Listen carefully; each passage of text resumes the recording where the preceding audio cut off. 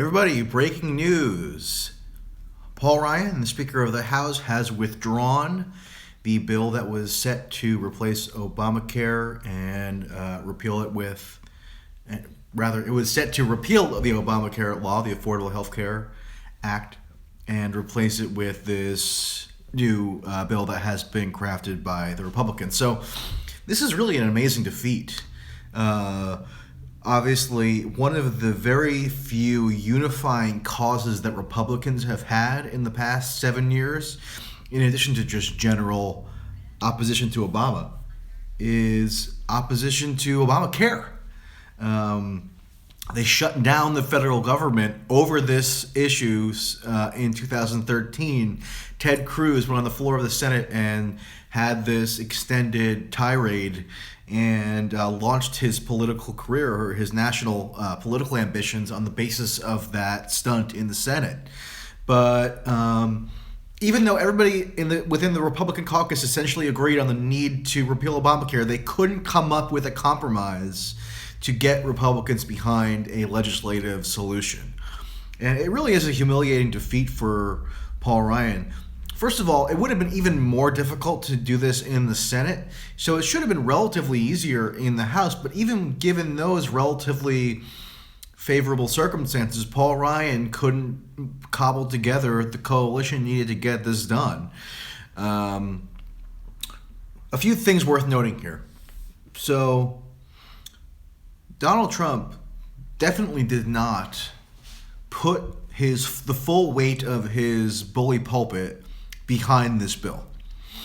I think he did 2 rallies where it was mentioned. He did a couple tweets, but there wasn't this all-out PR offensive where he definitely signaled that it was his signature agenda item. I mean, think back to 2009 when Barack Obama was pushing the Affordable Care Act. They spent many months and years having all kinds of summits, courting all sorts of disparate elements within the Democratic Party, going around to different members of Congress and trying to cater certain elements of the bill to their particular desires. You didn't see hardly any of that with respect to this process. First of all, it was extremely expedited. So it was just a matter of a few weeks, right, that they actually put the legislative wheels in motion. And it was sort of doomed to fail. It was doomed to fail not just because Trump seemed somewhat ambivalent as to the need for this, but because the Republican Party is burdened by a whole series of internal contradictions that have been sort of obscured as of late because of the failings of the Democratic Party.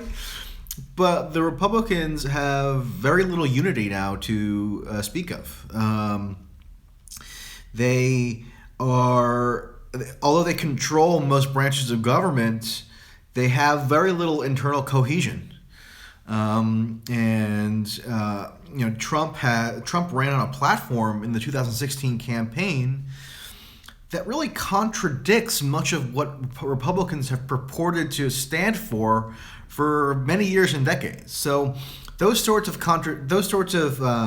paradoxes don't get resolved overnight, and they're going to burble up as time goes on. So the relationship between Ryan and Trump was always very uneasy, and was never going to make for easy, straightforward legislative solutions, especially if Trump isn't going out on the circuit, making an affirmative case for why this is an imperative. He was sort of ambivalent, it seems, and he had people around him, Bannon and others, leaking out their dissatisfaction with this bill and saying that they're getting ready to blame Paul Ryan. So the fissure that I mentioned in an earlier video between Trump and Ryan now seems definitely apparent and probably will be growing. And what's almost amazing is, Paul Ryan just finished up his press conference where he was discussing what transpired here. And he said that the Republican Party is now going to be moving on from Obamacare. It's just unbelievable. I mean, this was their sole focus, or one of their sole focuses for so long. And now, given this one legislative roadblock, they're just going to abandon and repealing Obamacare. That is essentially what was communicated by Ryan. He said they're going to be moving on to other subjects: infrastructure, tax reform, immigration, etc. So there's a three-dimensional chess explanation for what happened here, that Trump was never fully committed to this idea and just wanted to throw a bone to Republicans for the sake of party cohesion and to elevate himself above Ryan in terms of being a kingmaker within the congressional caucus. I think there's some plausibility to that explanation. It's probably some concerted strategy combined with just general incompetence and laziness. So that seems like a reasonable explanation. But in the short term, people are going to be able to keep their Obamacare, which is, I think, a good thing for some people. Obviously, Obamacare has its downsides, and some people were harmed by it in terms of premiums spiking. But in general, I think it's better. This is a good outcome for a lot of people who have a vested interest in this debate. It should also be noted that although it wasn't just members of the House Freedom Caucus who caused the downfall of this bill. So the House Freedom Caucus, meaning people who didn't want any of the infrastructure of Obamacare in place whatsoever and were opposed to the bill on principle, because they thought that it entrenched the basic framework of Obamacare by putting a Republican spin on it. Those people, were consequential, but the bill really collapsed when people like Rodney Frelinghuysen, who's actually my hometown representative in New Jersey, when he came out and opposed it on the grounds of concerns related to Medicaid. And Rodney Frelinghuysen, he's just sort of a down the middle Republican operator type. He's not an ideologue. So there were concerns about this coming from all manner of directions, and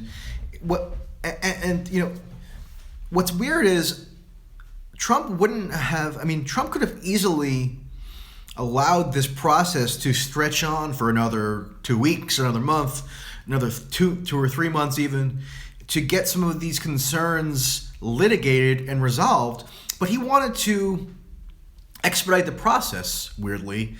And why did he do that? I mean, there must have been some knowledge within within Trump's inner circle that expediting the process in this manner would make more likely the idea that it wouldn't, the unsuccessful would make more likely that the bill wouldn't pass, right? So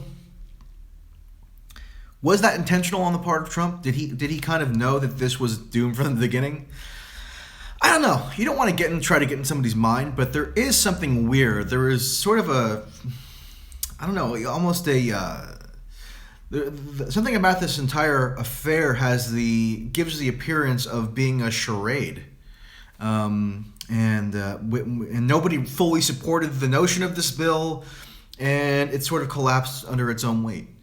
So there you have it. The Republicans no longer are going to repeal Obamacare, and that is just hilarious for so many reasons. When Paul Ryan made that affirmation at his press conference, it was almost like he was holding back tears, and that was sort of a joy to behold. So that's the end of Obamacare repeal. Some people will cheer that, some people will bemoan it. Either way, that's the current state of affairs. So have a great weekend, and I will see you later.